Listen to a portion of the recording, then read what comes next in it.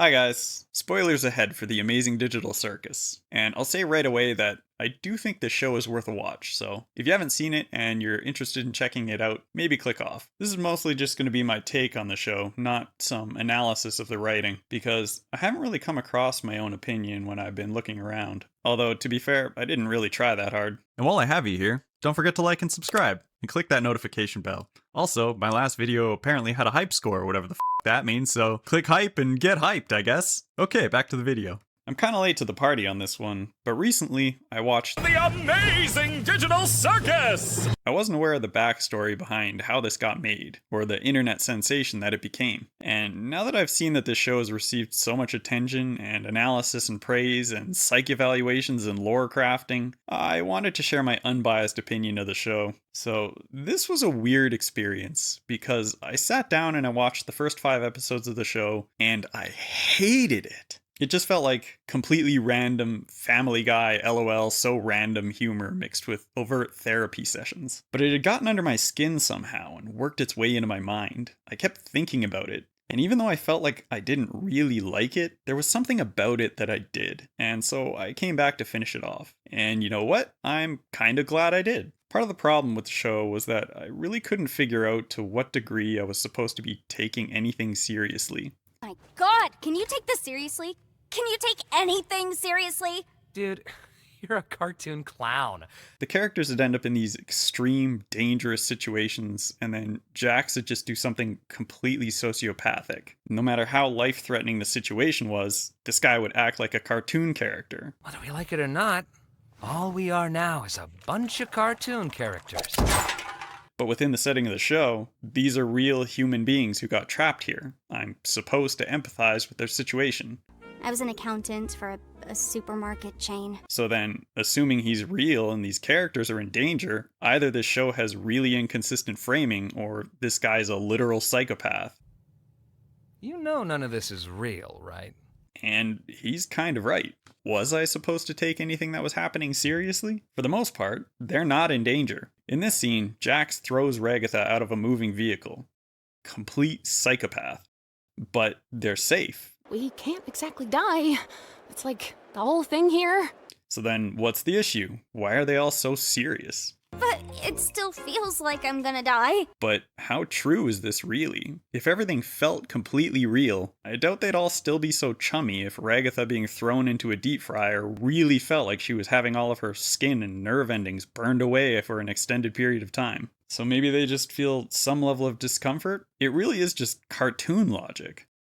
It's cartoon logic. This show really is just a grown-up version of Looney Tunes. Oh, it's Looney Tunes! And that's what it is. It's somewhat more realistic people in Looney Tunes operating on cartoon logic. And the show excels at it. This show is so fun when it's being a wacky, zany, off-the-wall cartoon. It's different, it's fun, and I personally think a lot of the gags land.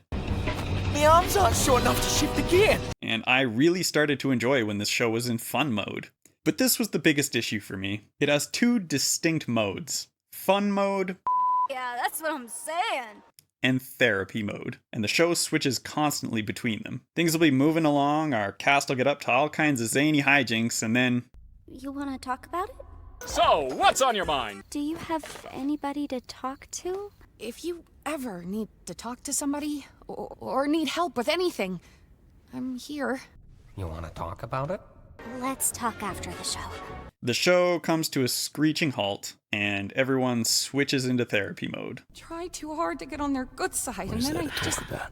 I know how it pushing can them feel. away. Doesn't she get on your nerves sometimes? Where to start? Not to let you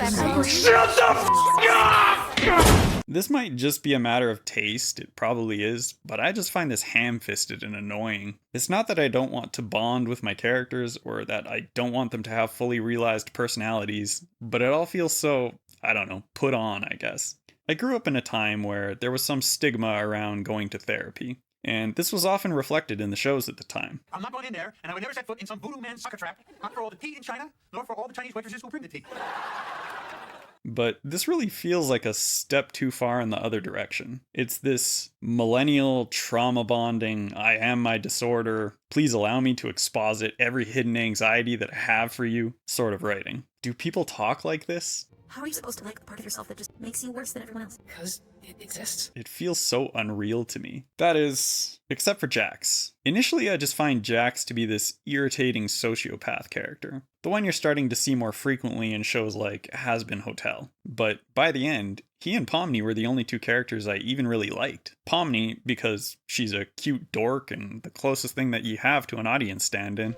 Hello there, young child. I'm here to inquire about your spoons. And also I just like the name Pomni. Wow, that's just about as dumb as my name. And Jax, because I think he's really the only one whose issues are handled with any amount of grace. He resists help, he pushes people away, he's an annoying, unserious pain in the ass whenever he's with the others, but he suffers in darkness. And the thing he needs most, companionship, someone he cares about who cares about him, he deliberately fights against. And this is a conscious choice on his part. He decided for himself that as long as nothing mattered, then he couldn't be hurt. We all just became archetypes.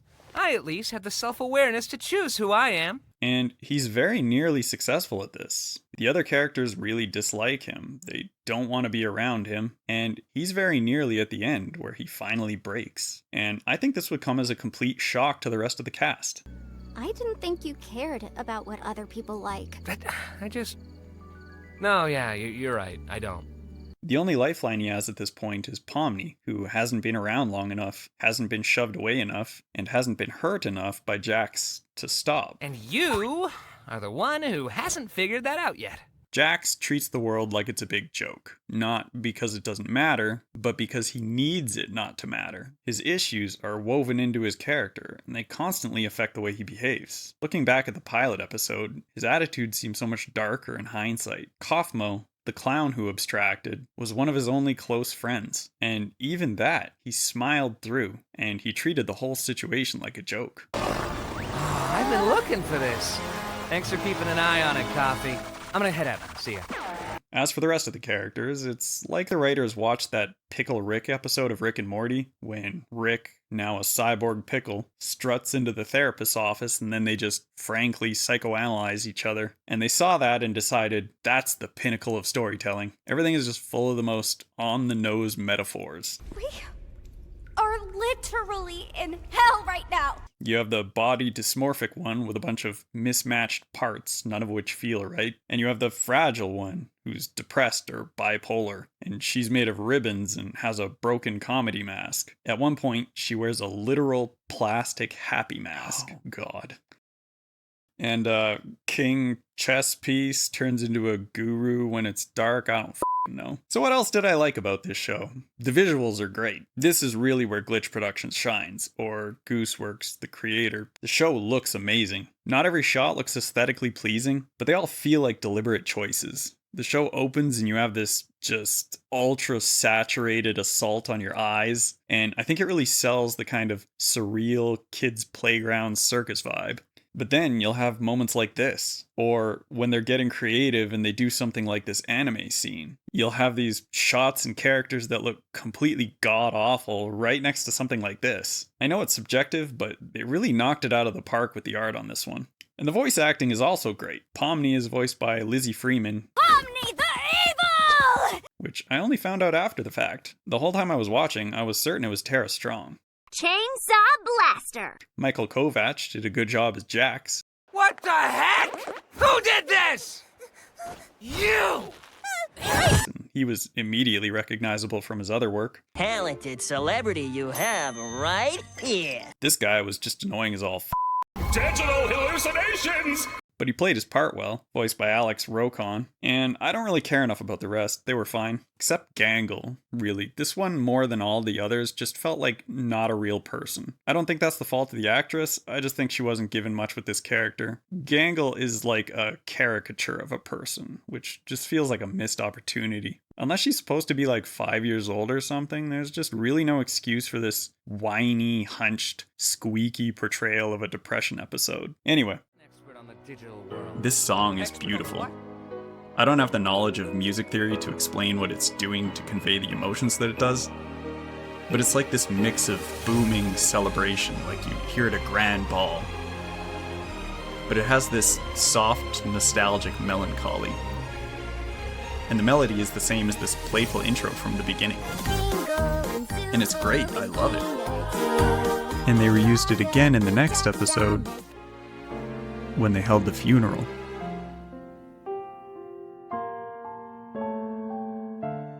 I also appreciate the way that the show portrays platonic friendship. Even while one of the themes is the social issues that exist between these characters, they're still shown to be friends who care about one another.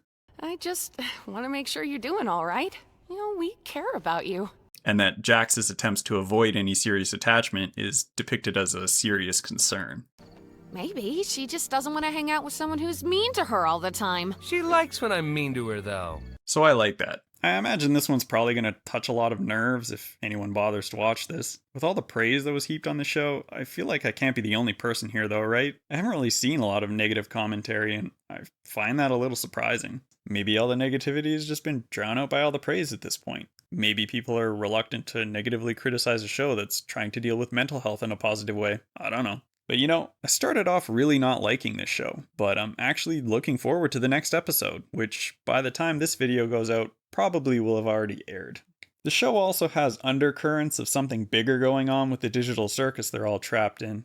Man, 7 years of computer science for this, huh?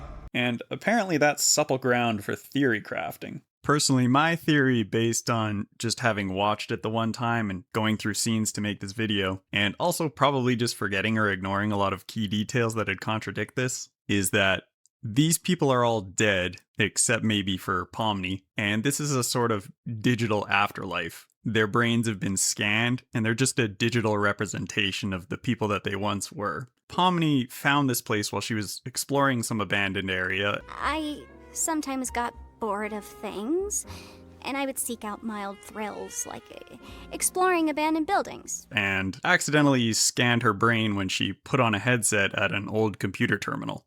And so there might still be an alive Pomni out there somewhere in the world, completely unaware of the digital version in the circus. Well, it's been about a week since I recorded all that, and since then, I just can't stop thinking about this show. So, congratulations, Gooseworks. Not quite sure how you did it, but somehow you wormed your way into my head with this. You scumbag! You got in my head! And somehow now I'm completely invested in these characters. These characters, specifically. Kinger, I think, is great as like a kind of Looney Tunes character, like I said before. I'm right behind you, aren't I? I know he's there for some later big reveal about how the place was built or whatever, but as a serious character, he's not really interesting beyond that. Ragatha kind of needs to be there as like an alternative person for Pomni to talk to kind of play off the dynamic with Jax. Zubal's just kind of whatever, and Gangle is still awful. I mean, at this point, I really think this character is just a lost cause. If I were going to try to salvage this character at this point, I would just have her abstract and then focus in on Zubal's reaction to that, because I think Zubal still could be good if he was more fleshed out. Jax is still the most interesting, as with him we get a much less clinical approach to dealing with the problems that he's having. Rather than always wanting to sit down and talk about his feelings, we see him lose his composure and surprise even himself when he does this, or lash out and immediately regret his actions and try to backpedal or play it off like he was joking. It's just much more human as far as character interactions go. Even in what, at the time of this recording, was the most recent episode, that's episode 7, we see Jax lash out at Kane for messing with his head. You dirty liar! You got in my head! But what did he mean here when he said messing with his head? This is kind of speculation because it hasn't been stated plainly exactly what he meant, but I think that Jax initially believed, or wanted to believe, as he stated, that this was some trick. They weren't really getting out of here. But here, where we see him panicking, the idea was planted in his head that this wasn't a trick. This was actually real, and if they pushed the blue button, they would get out of here. In a moment of panic desperation, he pushes the button to keep them all here. At least, that's what I think is happening here. And so overall, I just find all of this much more interesting than the sit down and talk therapy culture thing that's going on with the rest of the cast much of the time. At this point, I still hold to all of the negative criticisms that I already gave, but I'm much more positive towards the show overall. Even with all of that, I still really want to keep watching it, so make of that what you will. Although, even right up to the point where I'm just going through footage to make this video, I got to this scene again. I think I might have failed Pomni. Just like I failed Jax. End up pushing them away, and they end up hating me. Well, I don't think anyone in here hates you.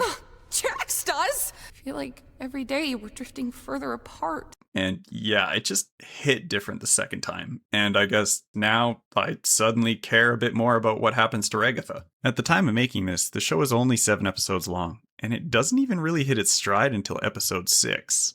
But I still recommend it, and I think it's one that I'll actually enjoy more on subsequent watches. And so, yeah, I guess if anything, I would classify this show as a cognito hazard. It's like the knowledge that comes from gazing upon an eldritch horror, and you're driven mad from the sight of it. And in this case, it's much like the creatures from Bird Box, because having seen it, I think all of you should too, so go ahead and remove those blindfolds. Let me know what you guys think in the comments. I'm sure opinions are going to be mixed, but anyway, I'm out.